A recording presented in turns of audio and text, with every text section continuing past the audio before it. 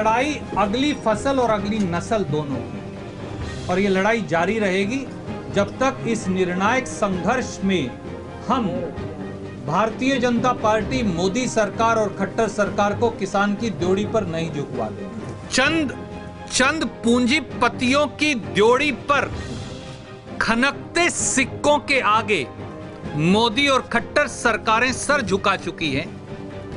खेत खलिहान और देश के भविष्य को बेच रही हैं। उनसे देंगे आप खट्टर साहब को और दुष्यंत चौटाला को सजा? ठीक है, थोड़ा बहुत वैचारिक मतभेद कभी कभी हो जाता है परिवार में। जिसके यहाँ बर्तन होंगे जी, खड़के होंगे उसी के, जिसके हो गए ही नहीं घर में उसके कहाँ खड़केंगे जी। कांग्रेस के राष्ट्रीय महासचिव रणदीप सुरजेवाला ने आज अंबाला पहुंचकर अंबाला नगर निगम के चुनावों को लेकर कांग्रेस का वचन पत्र जारी किया, जिसमें कांग्रेस ने शहर की जनता को लुभाने के लिए कई अहम वादे किए। इस मौके पर रणदीप सुरजेवाला ने प्रदेश से लेकर केंद्र की मोदी सरकार तक जमकर हल्ला बोला।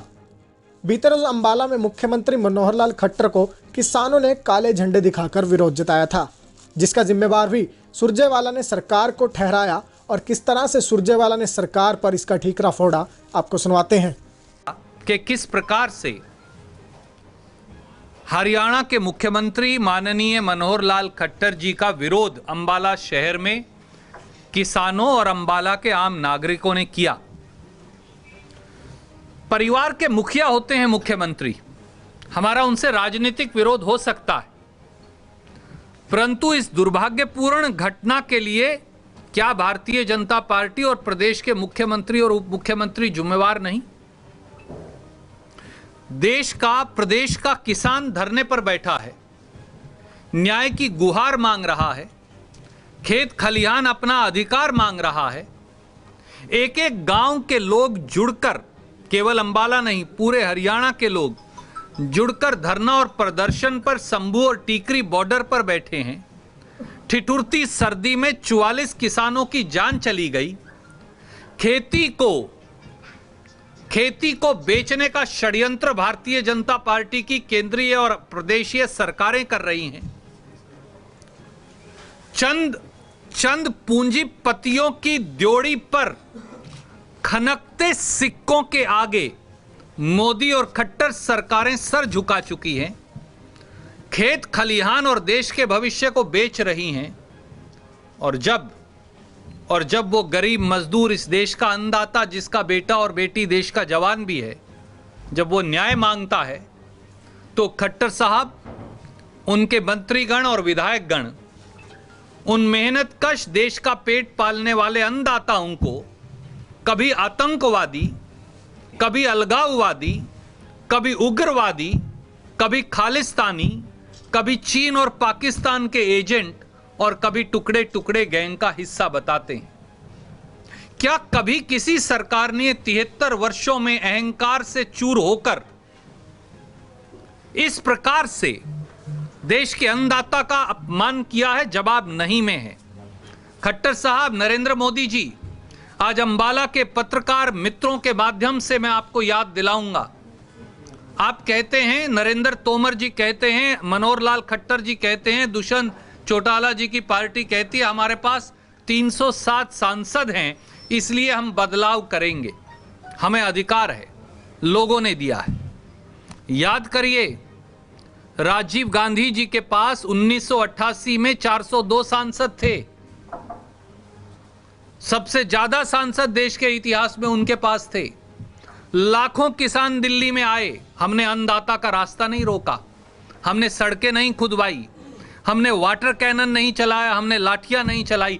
सब किसान राजपथ तक आए और 1 लाख से ज्यादा किसान 1 महीना तक राजीव गांधी जी और कांग्रेस के शासन में राजपथ पर बैठे रहे। राजीव गांधी जी, देश के प्रधानमंत्री, ने मंत्रिमंडल की बैठक बुलाई, एक कैबिनेट सब कमेटी बुलाई, उनसे बात की और बगैर एक लाठी मारे किसान की समस्या का हल किया। मुझे लगता है कि हर हरियाणवी को न केवल रोष होना चाहिए, परंतु हर हरियाणवी को खट्टर साहब से आगे बढ़कर किसानों पर पर्चे दर्ज करवाने के लिए जवाब मांगना चाहिए। क्या ऐसे मुख्यमंत्री को एक दिन भी गद्दी पर बैठे रहने का अधिकार है? जो देश के प्रदेश के अन्नदाता को जेल में भेजने का काम करते हैं। हम सब जानते हैं कि बार बार खट्टर साहब की सरकार ने हरियाणवियों पर गोलियां चलवाई हैं। याद करिए कितने दर्जनों मारे गए थे पंचकुला में, कितने दर्जन मारे गए थे आरक्षण की आग में। 51 लोग तो अभी शराब घोटाले के अंदर मारे गए सोनीपत के अंदर। 44 किसान दिल्ली के बॉर्डर पर हरियाणा में मारे गए। और खट्टर साहब राहत लगाने की बजाय, मरहम लगाने की बजाय उनको जेल भेजने का दुस्साहस कर रहे हैं। परिवार के मुखिया को यह शोभा तो देता ही नहीं, परिवार के मुखिया को शर्मिंदा होकर माफी मांगनी चाहिए और ये सारे पर्चे वापस लेने चाहिए, क्योंकि इस किसान आंदोलन को इस प्रकार का रूप देने के लिए अगर कोई जिम्मेवार है तो दो लोग मुख्य तौर से हैं, नरेंद्र मोदी जी और अमित शाह जी के अलावा। उनका नाम है श्री मनोहर लाल खट्टर और श्री दुष्यंत चौटाला। 73 साल में आदरणीय मित्र कभी ऐसा नहीं हुआ कि किसी चुनी हुई सरकार ने राष्ट्रीय राजमार्ग क्रेन से खुदवा दिए हों। 73 साल में ऐसा कभी नहीं हुआ कि किसी चुनी हुई सरकार ने बजरी और पत्थर के ट्रक राष्ट्रीय राजमार्ग पर लुटवा दिए हों। 73 साल में ऐसा भी कभी नहीं हुआ कि ठिठुरती 0 डिग्री टेम्परेचर के अंदर ठंडे पानी की वाटर कैनन और लाठियां चलाई गई हों। सुप्रीम कोर्ट तो कहती है कि जो राष्ट्रीय संपत्ति को नुकसान पहुंचाएगा उसको सजा मिलेगी। तो हम सुप्रीम कोर्ट से भी पूछते हैं आज आपके माध्यम से, देंगे आप खट्टर साहब को और दुष्यंत चौटाला को सजा, जिन्होंने राष्ट्रीय राजमार्ग खोदकर शांति से अपनी राजधानी में जाने वाले किसानों को दिल्ली बॉर्डर पर रोक रखा है, और अमित शाह जी को जिन्होंने वहां पुलिस लगा रखी है। अंबाला नगर निगम के चुनावी माहौल में कांग्रेस की गुटबाजी को लेकर किए गए सवाल का जवाब भी सुरजेवाला ने दिया। सुरजेवाला ने कहा कि आज कांग्रेस सोनिया गांधी और राहुल गांधी की कांग्रेस है और आज अगर किसी घर में बर्तन होंगे तो वो खड़केंगे जरूर। मैं सिर्फ आपको ये कहूंगा, ना तो यहाँ कोई भूपेंद्र सिंह हुड्डा जी का ग्रुप है, ना शैलजा जी का ग्रुप है, ना रणदीप का ग्रुप है। केवल और केवल सोनिया गांधी और राहुल गांधी जो हैं एक ही फैक्शन है हमारे यहाँ, और वो है हाथ का पंजा। और हमारा कोई उम्मीदवार, मैं आपके ध्यान में लाऊंगा, संज्ञान में, आप लोग हालांकि मुझसे बेहतर शहर को जानते हैं, पर 20-25 पैसे मेरा भी हिस्सा है क्योंकि पूरी ज़िंदगी से यहीं से जुड़ाव है। तो मैं ये कहूँगा कि एक हमारे पार्टी का उम्मीदवार भी रेबल नहीं खड़ा हुआ। हमारे यहाँ कई उम्मीदवारों ने मेयर की टिकट मांगी, पर जिस दिन इस नौजवान और इनकी धर्मपत्नी का निर्णय हो गया, सबने कहा 17 साल से सेवा करता है, पक्का टकसाली कांग्रेसी है, ये सही कैंडिडेट। कोई हमारे आदमी ने पर्चा नहीं भरा। तो ये दिखाता है, ठीक है, थोड़ा बहुत वैचारिक मतभेद कभी कभी हो जाता है परिवार में। जिसके यहाँ बर्तन होंगे जी, खड़के होंगे उसी के, जिसके हो गए ही नहीं घर में उसके कहाँ खड़केंगे जी। तो कभी कभी हो जाता है वैचारिक मतभेद, वो हमारा आंतरिक प्रजातंत्र है।